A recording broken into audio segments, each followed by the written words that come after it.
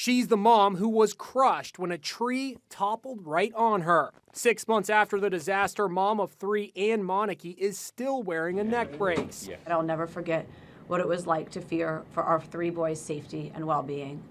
I'm lucky to be alive.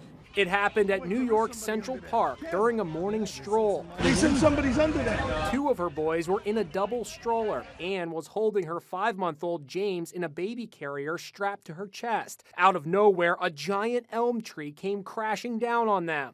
Video shows Good Samaritans doing their best to rescue Anne. She's trapped under the tree, but all she's concerned about is her baby. Where is the baby?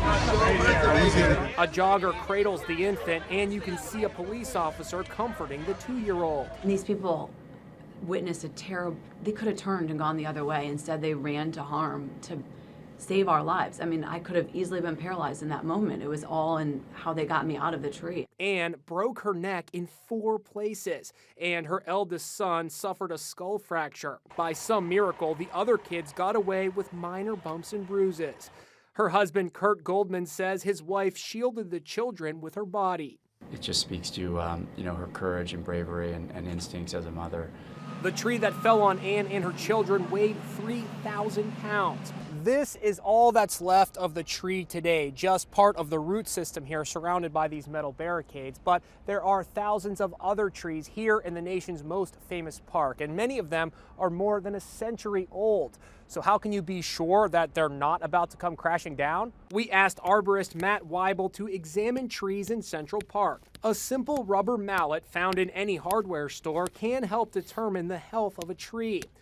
Start down here, it sounds Sounds pretty solid. sounds pretty solid. So move up, and Wow. then right there, and right here, it sounds very hollow. Yeah, right here for drum-like. sure. It sounds like a drum, yeah. Right.